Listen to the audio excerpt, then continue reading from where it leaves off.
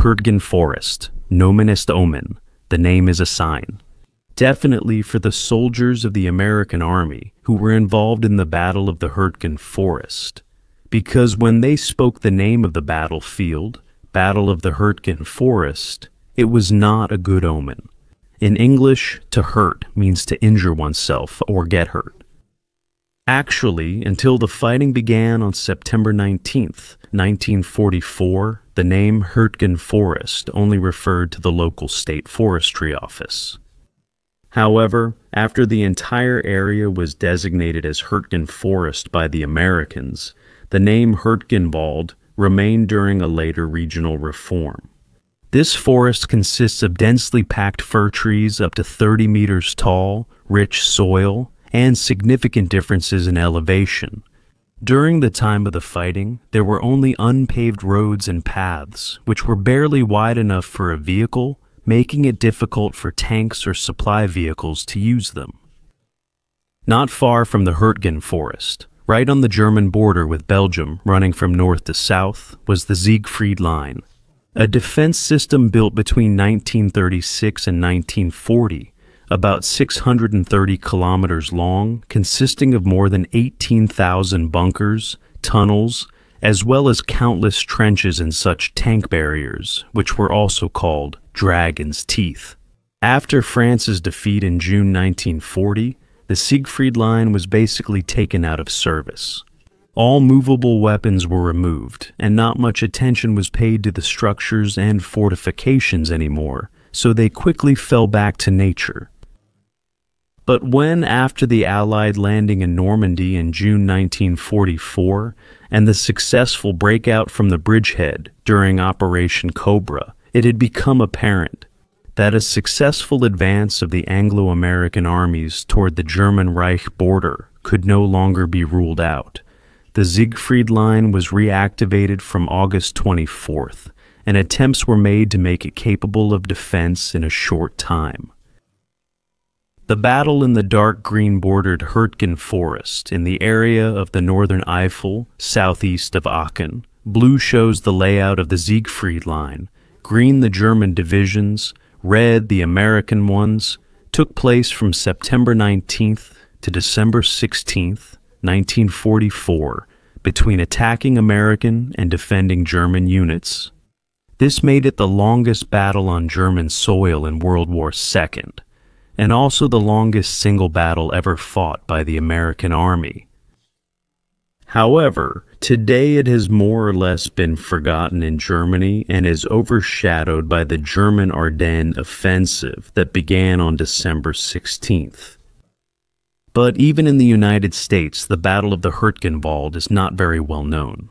And Hollywood, which has been celebrating the successes of American troops for decades with new films, also suffers from the Hurtgenwald memory gap, just like the American Army. After all, no one wants to remember this military disaster caused by their own leadership mistakes, which cost the American Army almost 34,000 men in fallen soldiers alone.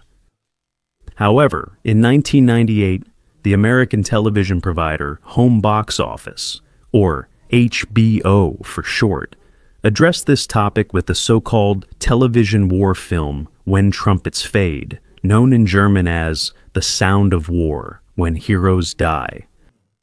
After all, the American GIs had successfully landed in Normandy, driven the Germans out of Paris, and were now pushing the Wehrmacht back toward the border at an ever-increasing pace. In the overflowing optimism of late summer, there was hope that a home by Christmas could become a reality.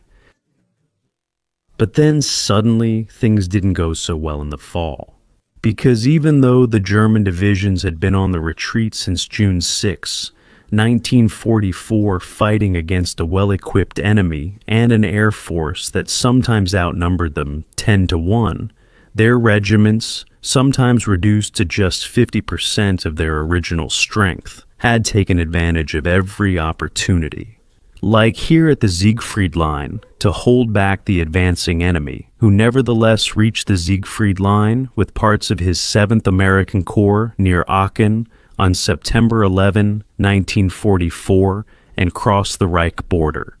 The Hürtgen Forest lay in the area of responsibility of the 1st American Army and of Lieutenant General Courtney Hodges, who on the 1st of August had taken over the 1st Army from General Omar Bradley, who had been appointed commander of the 12th American Army Group.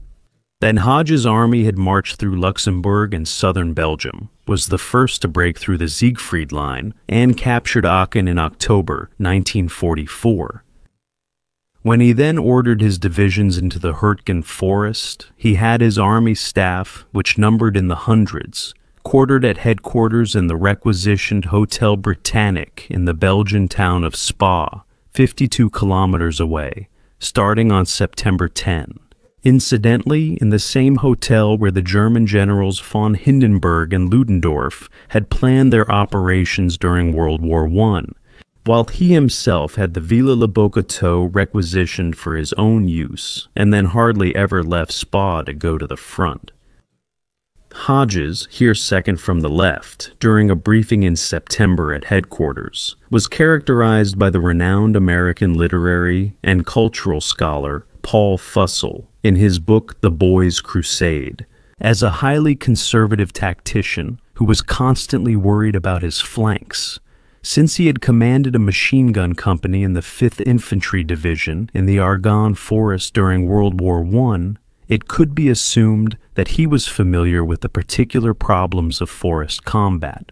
But when Hodges had traveled toward the main line of battle, commonly known as the front, he usually did not get any closer than the headquarters of the division engaged in combat, and therefore had no contact with the forward elements actually fighting. However, in doing so, he also violated a directive from the 3rd American Army commander, General George Smith Patton, who had always insisted that operational plans should be made by those who would also have to carry them out. Furthermore, Hodges had apparently also forgotten that he was by no means commanding large units of a professional army, but rather divisions made up of relatively poorly trained conscripts who were certainly also frightened by the effects of propaganda.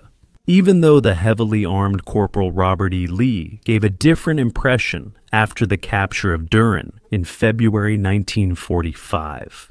From this perspective, Hodges made a series of wrong decisions during the battle, which, from a conservative military standpoint, were not wrong.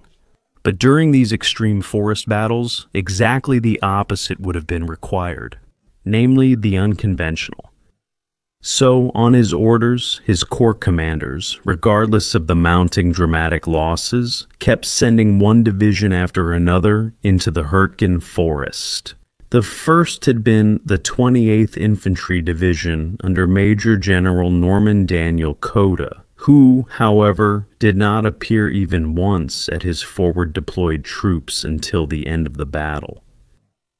This steadfast division had suffered around 6,180 casualties during its deployment in the Hürtgen Forest, of which its 112th Infantry Regiment alone accounted for 2,100 men.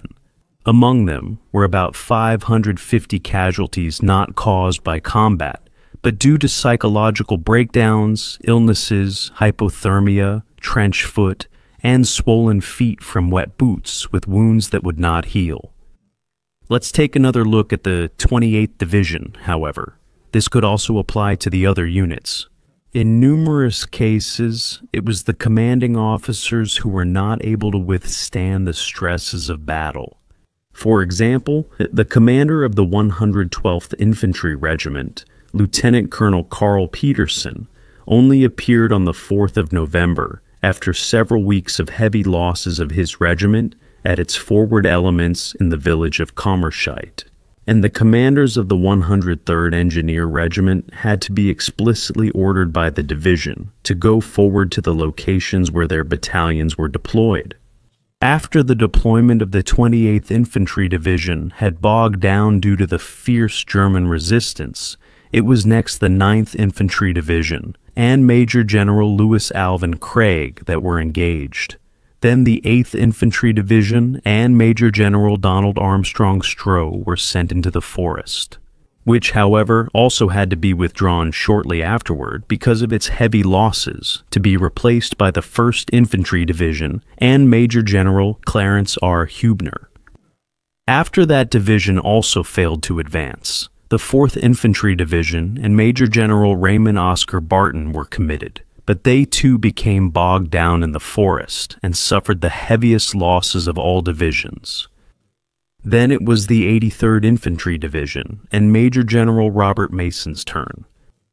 There is an interesting incident connected with this division, because the German Major General Bodo Elster surrendered to it on the 16th of September 1944 on the Loire Bridge at Bourg-en-Bresse, with his marching group south, brought up from Biarritz, and accompanied by American newsreel cameras. His group had initially consisted of about 6,000 Army soldiers and about 7,000 Navy soldiers, but by the day of the capitulation, it had grown to 754 officers, 18,850 soldiers, and 2 women. Included were 400 trucks, 1,000 cars, 2,000 horses, 4,000 weapons, plus tanks and artillery. But what is shown so nicely in the newsreel report as a chivalrous handing over of weapons was, of course, propaganda. Because, as you can see for yourself, General Elster doesn't draw his German Walther pistol from the holster to hand it over theatrically, but almost in Wild West fashion from his belt, a United States revolver that had been handed to him beforehand for this purpose, and, of course, unloaded. But despite this nice little film for those back home, the 83rd couldn't achieve anything in the Hürtgen forest either. Therefore, the 5th Armored Division under Major General Lansford Arid Oliver was now committed. This division had been the first to reach the Seine, the first to reach Luxembourg, and the first to fight in Germany, and when it was stopped by order of the 9th American Army. The division that had been only 72 kilometers from Berlin, closer than any other American division. In any case, the result of this piecemeal squandering of divisions was, in itself, a military idiocy, strongly reminiscent of the senseless throwing in of ever new divisions practiced in 1916, against the forces shown here in red at Verdun, where the Germans had sent 105 divisions and the French 88 into battle. It seems the motto is, whoever has a surviving soldier at the end wins. The result of these slaughters, in the truest sense of the word, was at least 100,000 dead on each side and hundreds of thousands wounded, many of whom would never recover. For their operations against the Hürtgen forest, the American Army had planned for 12 divisions with around 120,000 men. In addition to those already mentioned, there were also elements of the 29th Infantry Division under Major General Charles Hunter Gerhardt, nicknamed Uncle Charlie, the 78th Infantry Division under Major General Edwin Pearson Parker. From December 1944, the 82nd Airborne Division under Major General James Gavin, the youngest Major General and Division Commander of the American Army during the Second World War. The inexperienced 99th Infantry Division under Major General Walter E. Lauer, the 104th Infantry Division, here in mid-December 1944 with a captured German assault gun, Sturmgeschütz III under Major General Terry Allen, and the 3rd Armored Division under Major General Morris Rose.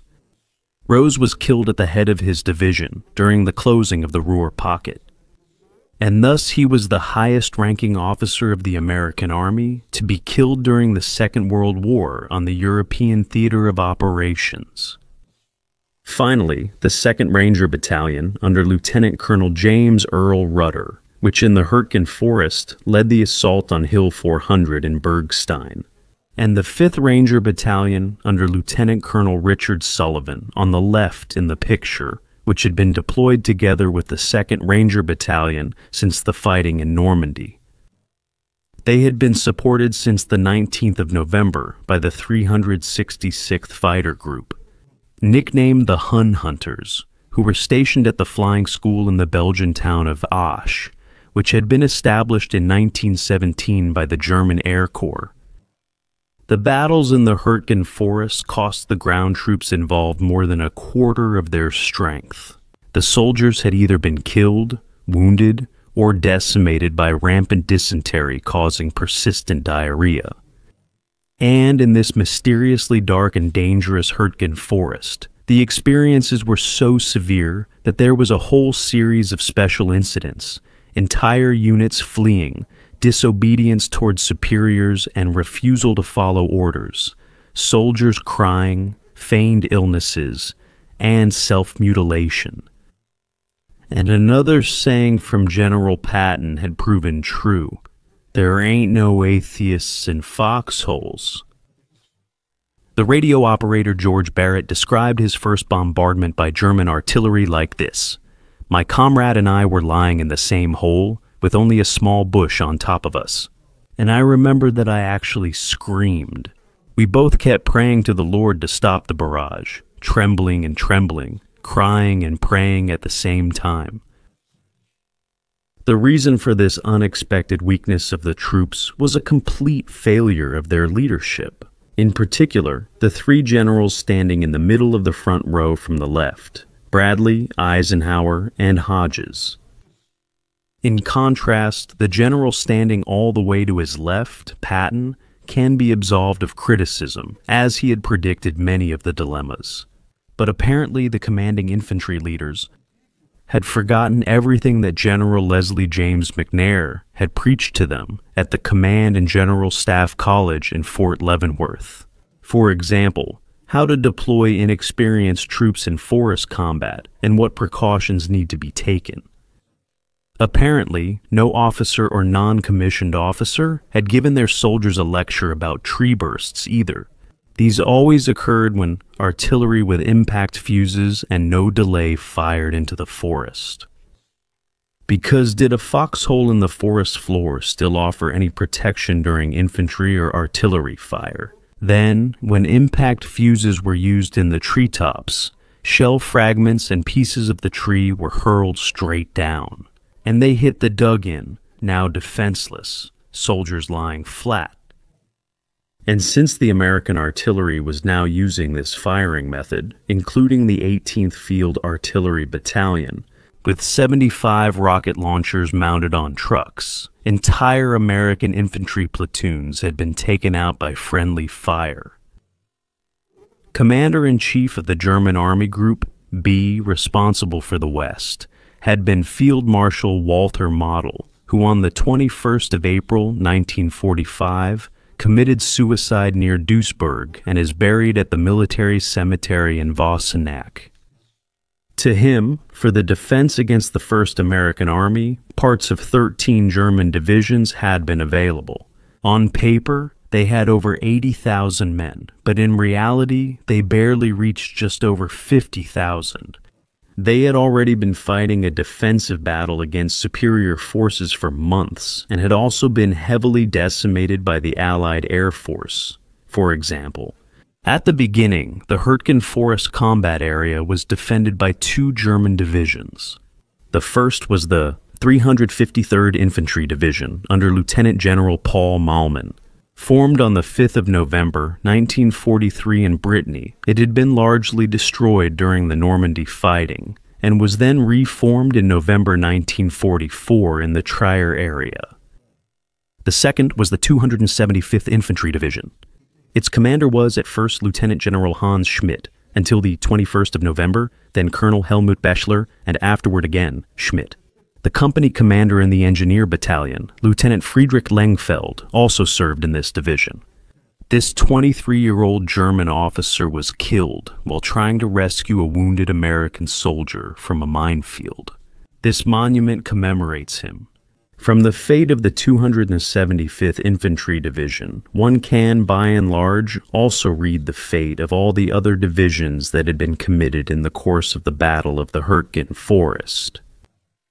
It was reformed in Brittany in February 1944 as a division of the 22nd Wave of Formations, made up of recruits and soldiers who had not previously seen frontline service, and due to a shortage of almost everything, it was still not combat ready even after 6 months. In the course of the fighting after the Allied landings in Normandy, it suffered heavy losses, was then replenished again, starting August 21, 1944, only to be encircled for a second time in the Mons pocket in Belgium at the beginning of September. Only 800 men without heavy weapons managed to break out of the pocket and gather in the Maastricht area. After it had then been reformed in October, among other things with Air Force battalions, it was once again wiped out on the 26th of October, 1944, in the so-called All Souls' Day battle for the village of Schmidt. Furthermore, larger parts of the following German units were deployed in the Hürtgen forest combat area. The 12th Volksgrenadier Division, formed in August 1944, commanded by Major General Gerhard Engel, here still as a colonel. The 47th Volksgrenadier Division, commanded by Lieutenant General Max Bock, formed from the 17th of September 1944. Strength of the division on the 22nd of October, 9,314 men. 1 month later, on the 24th of November, after the Third Battle of Aachen, Grenadier Regiment 103 still had 60 soldiers, Grenadier Regiment 104 had 215, and Grenadier Regiment 115 had 36 men. The 89th Infantry Division formed on the 5th of January 1944 at the Bergen training area near Celle, and destroyed in the Falaise pocket. Then reformation with personnel from Air Force and Infantry Fortress battalions, as well as replacement units. Division Commander Major General Walter Bruns. The 272nd Volksgrenadier Division, created by renaming the 575th Volksgrenadier Division on the 17th of September 1944 at the Dobritz training area near Berlin, was commanded until the 16th of December by Colonel Eugen Kosmala, and from the 1st of January 1945 by Lieutenant General Eugen König. The 344th Infantry Division, reformed in September 1944 after its destruction in Normandy, from the 16th of December under Major General Eugen Kosmala, who is believed to have fallen on the 18th of March 1945 at Oberglogau, in the district of Neustadt, afterward under Lieutenant General Erwin Jolasse, the 3rd Paratroop Division. It had been deployed on the Normandy front and was later used as a rear guard for armored units in the Mons area in Belgium. But on September 4, 1944, the majority of it was taken prisoner, since the armored units had withdrawn and the non-motorized paratroopers had been left to their fate. From October, the division had again been reformed under Major General Walter Wadden. In addition, smaller elements of the 85th Infantry Division were employed. Formed on the 2nd of February 1944, destroyed in Normandy, then reformed in September 1944, and finally annihilated on the Lower Rhine in March 1945. Commander Lieutenant General Karl Schill, the 347th Infantry Division, formed on the 3rd of October 1942 in the Netherlands.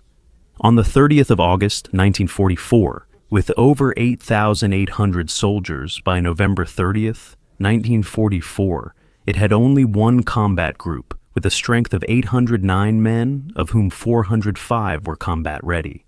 Commander from the 11th of October, 1943, Lieutenant General Karl Butcher. From the 8th of December, Lieutenant General Wolf Trierenberg.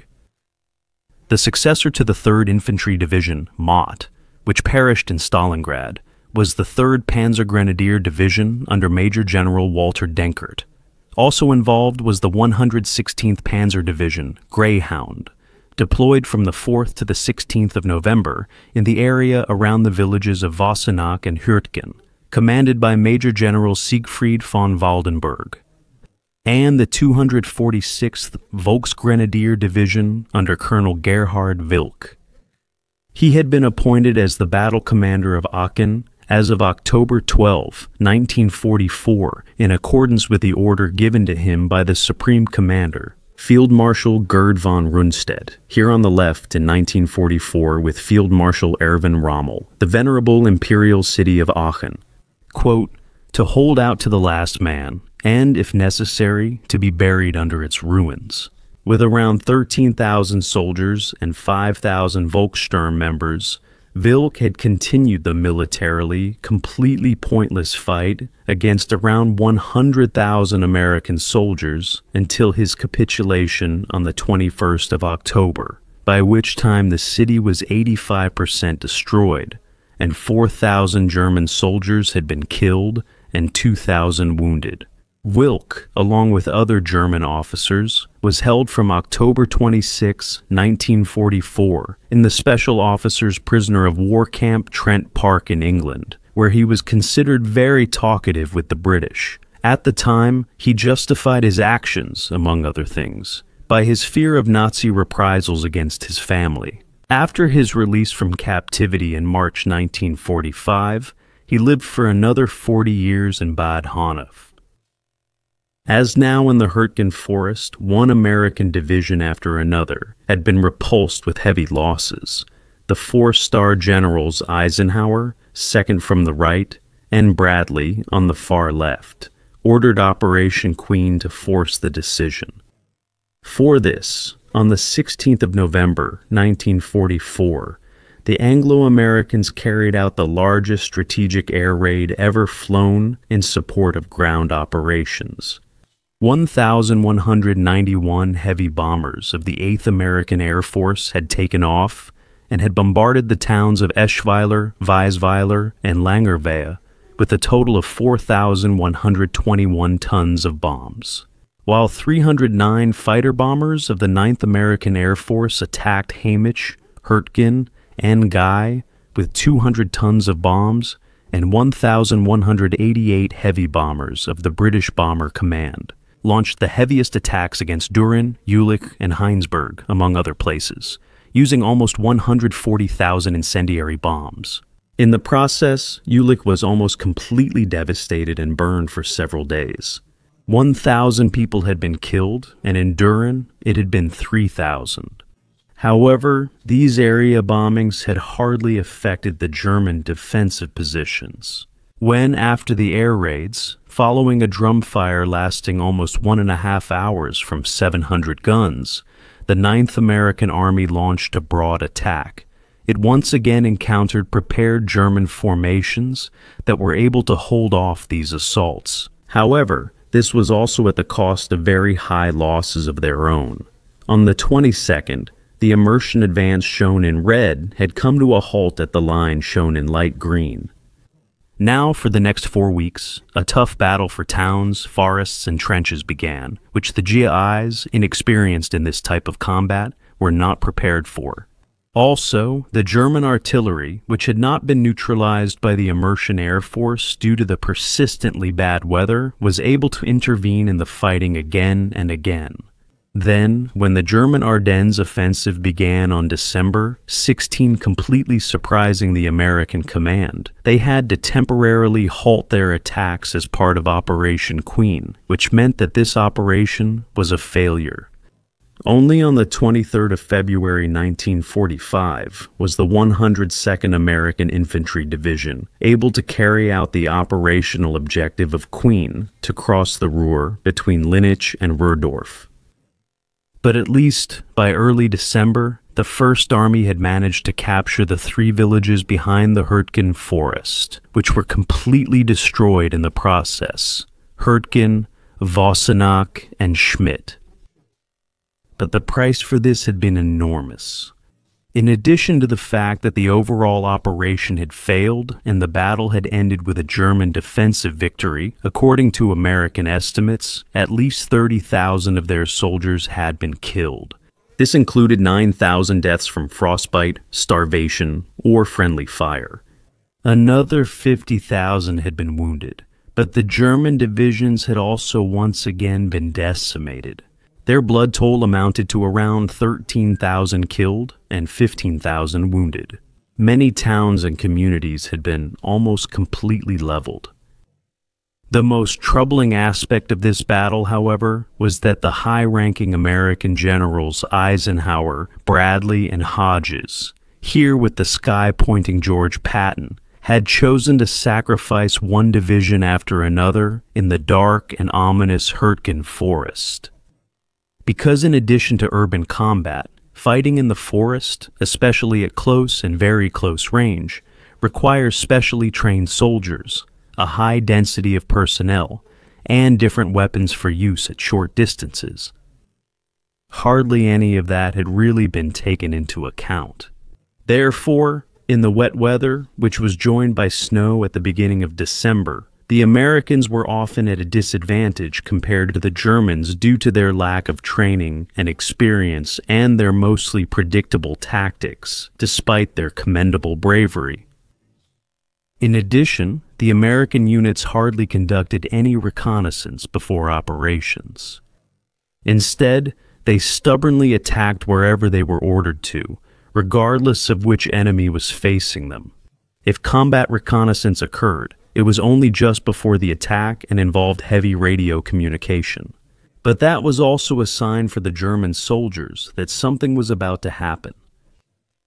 In itself, the dense forest area had only become a potential battlefield for the Wehrmacht. Highlighted in red, the Siegfried line. After the first American army had been set upon it, the German leadership, many still with the experience of the difficult forest battles in the Argonne and Ardennes during the First World War, could not understand why the American forces, superior to them in both equipment and manpower, did not simply bypass the natural obstacle of the forest, especially since the fortifications of the Siegfried line were still there, and instead they crossed it with their inexperienced regiments in terrible weather, and, despite constant bloody setbacks, stubbornly held on to it for months. That made no military sense, especially since the American Army's attack doctrine was designed to spare human lives. And for that, the tactic was to use the Air Force, tanks, and artillery massively and repeatedly, all of which, of course, were only partially effective in the dense, mountainous forest terrain. So, in the end, the battles in the Hürtgen forest resembled the trench and positional warfare on the Western Front of World War I.